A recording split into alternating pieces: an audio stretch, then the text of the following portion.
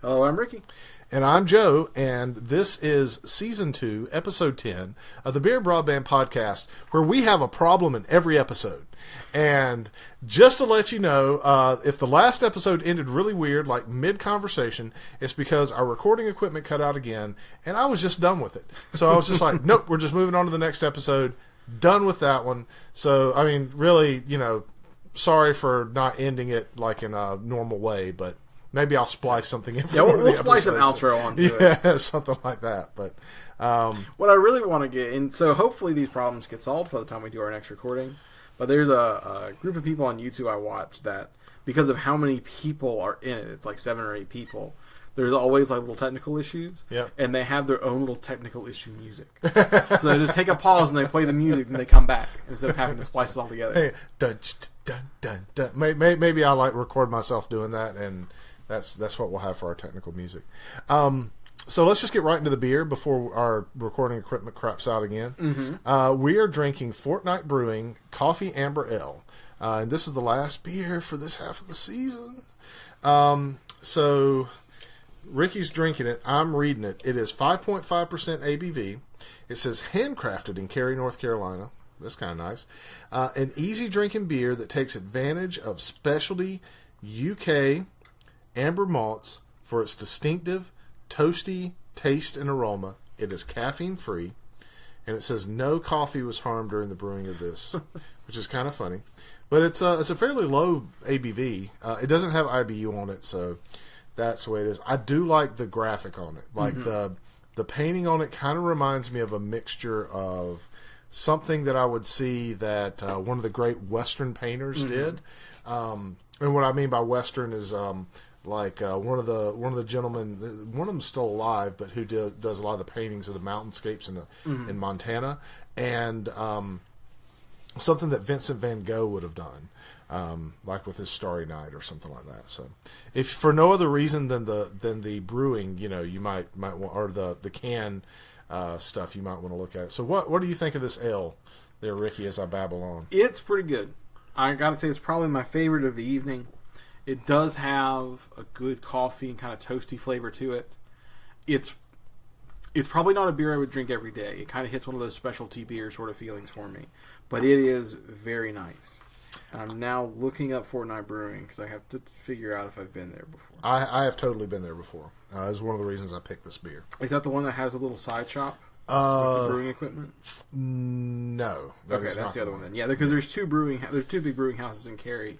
And the other one, whatever it's called, is actually where I got all of my brewing equipment when I started to make meat. Yeah. That the other one that you're talking about, I don't remember the name of it right now, but yeah, it's something like Night Brewing or something like that. Yeah, something like that. I'm not 100% sure. We've never reviewed any of their beers. No, we haven't. The Fortnight and the Raleigh Brewing Company kind of remind me of each other. Sometimes I get them mixed up. Well, as I bumped the mic, let's not hope it didn't do the recording Did you get thing. to hear the first new music? Going. Yep. Oh, Nope. Okay. We're still going. Okay. But anyways, I agree with you completely on your assessment of this beer. It is nice and toasty. It's got that kind of nutty flavor. It's got a nice coffee flavor to it. It's got a wonderful smell, man. Out of all the ones that we've drank, this is my favorite one to drink so far. Yeah, it's really good. Of the day. Yeah. Well, of the last 4 episodes, they're all happening on the same day. Yeah, just in case there was any confusion, we said this in the first episode. We're recording through episode 10 all on the same day because of scheduling conflicts, and then I have to go on a business trip, and that's just going to keep us from being able to record later. But this is quite the delicious beer. You want to split the last of it together, or do you just want to drink? No, I think I'm good with what I got. Okay, that's fine. There's not much left. This was a 12-ounce can. Yeah. Right? So let's talk about a Kickstarter that I did. Everybody knows I love to play D&D. I don't think that's any secret. And whenever I run into unique dice, I kind of tend to grab it up, Well, there was this thing called Oceanus Brass that did a dice. It wasn't specifically for role-playing games, but it was basically like a luxury dice thing for a nautical theme, and it's made out of brass. and I'll show them to you later when we play. But I got them like 2 weeks ago, and they are brass 6-sided dice. There's 2 of them they give you. And when I got them, like I rolled them a couple times and everything like that, and I was like, oh, this is really cool. But they are heavy, dude. They're like super heavy because they're solid metal.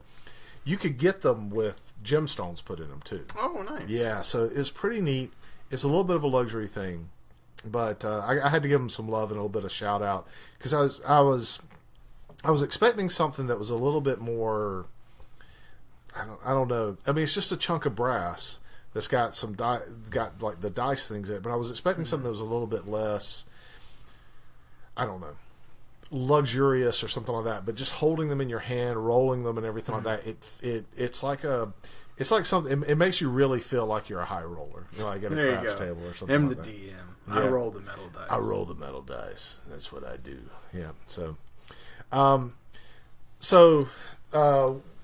there's this thing that's been going around about how like smart TVs are starting to track people's usage and things like that, which, I mean, we've always known that those apps that are on smart TVs are just like the apps that are on smartphones and things like that. And really, TV manufacturers are trying to kind of move in that direction. I'm in the market for a new television. I have a 2011 version of a smart TV that I don't keep connected to the internet, so basically I just use it as a panel. It doesn't really have the ability to get out, so kind of lucky with that. But it's a 1080p panel. So what do you think about using a monitor with the same technology, but no smart features? It's funny you say that because that's actually something I've been looking at too. I'm not so much in the market to replace the TV I currently have. We've been thinking about getting a smaller TV put in our bedroom, and how can we work with that? And in all honesty, that's something I've been looking at pretty heavily. I don't use any of the smart features on the TV I have that has smart features specifically for that reason. I don't want to just put all this stuff into my TV. It's not something I consider super secure.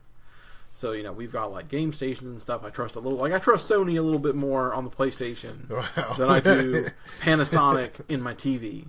Just because I feel like I've got a higher level of security over my PlayStation than I do off of, a Panasonic TV I bought 6 years ago. I guess in the last 3 years, Sony hasn't had a PlayStation hack. Yeah. But, I mean, compared to... I looked through these smart features, and I specifically bought one that didn't have a microphone. Or at least no microphone they're advertising. Yeah. So... but I guess I can't complain much because I've got the Alexa show in one room. So to be fair, it's in a room that we're never in unless we're cooking. Yeah, but it can still hear you. Not from far enough away. That's one of the things I do like, though, is the way my current place is set up. Is it's really, there's not a lot of voice travel. Yeah. Because of where the walls are and stuff like that. But, yeah, I'm thinking about getting just a plain monitor. Because another reason I hate with these smart TVs now is they want to be all-in-one devices. I get, okay, and I know I'm probably in the minority here about this. I want forward-facing speakers. I hate that half the TVs I look at nowadays have the speakers in the back, that they want to bounce it off the wall to give you slightly better sound. Because you know what that does? That means whatever's on the other side of that wall is loud AF. We had, oh my gosh, it was painful. I'm not sure I ever gave you this rant before. We lived in the apartment because the on the back side of the living room wall was the entrance into the bedroom. The TV was louder in the bedroom than it was in the living room. Yeah. So we turned the TV up to like 14 or 15 so we could hear in the living room. And it sounds like it's 25, 30 in the bedroom. It's not even the room the TV's in. And I got this little kid and we're like, oh, her bedroom is on the opposite wall of our bedroom, so I definitely can't put a TV with backwards facing stuff in there. So I'm thinking about getting a good sized monitor, no smart features, no speakers in it at all. Yeah. And we'll just listen on headsets. So I have a solution for that. That you could do one of three things there. You could get yourself a sound bar with the monitor, because so let's say you're going to spend $1,000 on a TV set, but you can get a monitor for $400. Yeah, that's the same size, and you get a monitor and a sound bar for the same amount that you'd spend on the TV set. And the sound bar generally comes with a subwoofer and a couple other things. It has a remote, all those other things, and it's going to have that HDMI pass through, so it gets the audio from the HDMI that you're using it for. That is probably what I'm going to do, something similar to that in this room if I go down the monitor route, because I don't really want speakers on my TV set. I don't even use the speakers on my other one. When we moved here, I didn't have all my audio equipment set up downstairs, and going back to built-in speakers, they're not great. They are so bad that I'll never do it again. Like, the first thing that I will set up, I will physically move the stuff myself to have like my audio system if I ever move to a new house. But when I set up here in my office with the TV set that I'm thinking about doing, I think I'm going to get like a 40-inch monitor or a 50-inch. It's just hard to find ones that are that big, but I'm going to get a 40 or a 50-inch monitor if I can find one for a reasonable price, and then. And then at that point, it's more about, well, I don't want this feature, and so I'm willing to pay more for it at that point. Because smart TVs at 40-inch are generally less than. In all honesty, like, I know it's the exact opposite of what marketing's trying to do by putting all these features in. I will pay more for a TV that doesn't have a feature I think is crap. Yeah, I agree. I agree. That's kind of what I'm saying. So, like, I pay a little bit more, and then I get and I'm thinking about getting some of the Harding Kardon speaker sets that have the Play, the Google Play audio stuff built into it, and just a Chromecast. I've already got a Chromecast that I'm going to put into it, and so like I'll just be able to use that as one of my inputs. That's the way I'm going to generally like consume stuff from it. And then maybe I'll have I'll probably have a couple game systems and a switching system set up there, and then that's just that. I'll just use one input into the thing. So, yeah, that leads me into something. Have you heard about what Xbox is going to do with its all digital console? Yes, I did. Are you excited for this? About that. I'm not. Why aren't you excited for it? I don't mind going digital on my computer. I've already done it. I don't buy physical copies of games anymore. It all comes through Steam. And there are pros and cons to that method. I will never switch to digital only on a console. They don't have the power a PC does to make that a good experience. It's hard to upgrade your hard drives in a way that makes sense. You put it in the cloud, now you're dealing with download times anytime you want to run something. It used to be, I'm not sure because I don't have the newest Xbox, but on previous consoles when I would get installs of it instead of the disc, they didn't seem to run as well as they did if they had the disc. Like the read speeds, the hard drives weren't as good as the read speed off the CD drive. It's not a great experience. And I understand you want to move that direction. I understand that's very positive for them and that people think differently than me. But man, I've been having some conversations. Hey, do I want to get an Xbox? Because, man, the new release Halo collection looks really good. I loved the first, 2 Halos, but then never played any of the other ones. And that's 6 games right there. And there's a couple other, exclusives on there I wouldn't mind playing from my childhood. Then they said digital only. I was like, well, I'm definitely not buying that one. And if next generation it's all digital, I'm just not even going to bother. So I never even bought an Xbox One. My kid got an Xbox One. For all the people that were like, yeah, the Xbox One's great, Sony clearly won this round of consoles. We went from an Xbox household to a PlayStation household when the One came out. The Xbox One, for all of its online only kerfuffle and all the other crap that it did, just was not as good as the Sony. And I know that there are people that are like, oh, I like it. It's got good exclusives and Halo and blah, blah, blah. Sony won this one. But if Sony even went all digital and didn't have backwards compatibility with the discs that I have for all my other consoles, I would be like, well, you know what? I'm not going to buy a new one. Because there's no games that are coming out on the PlayStation that I care about so much that I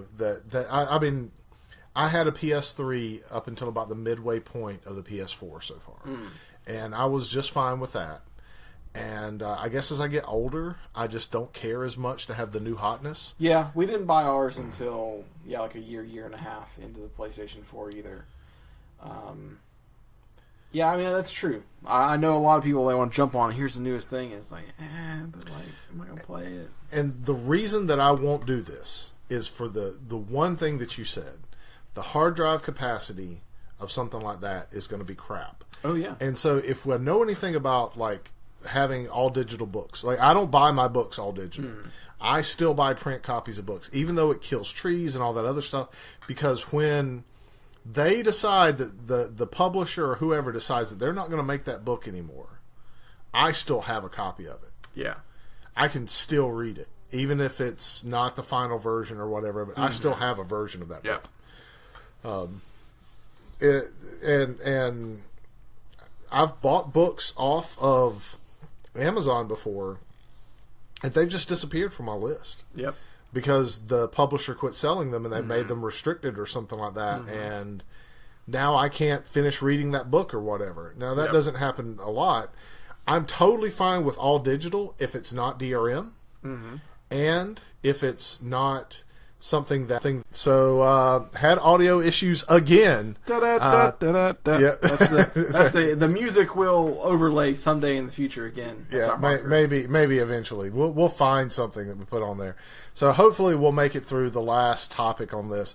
Basically, neither one of us, like, Xbox can shove that digital console somewhere where the sun don't shine. But I did want to hit on one point because you made me think of something I hadn't thought of before. Especially indie scenes with games that for reasons can have to remove them from a market for a while. Does that completely disappear for a customer? Even like and I'm just talking about cloud markets in general, because my wife had published her book and she sold not a whole lot but several thousand copies. You know, she was like #1 in her genre the day we put the book on sale. So, you know, she was fairly successful in that. But when she switched over, because one of her editor was making like a little pseudo publishing company, it got relisted there. When that company closed, we had to take the book off. Did that just remove the copy for the 1,000 people that had bought it before?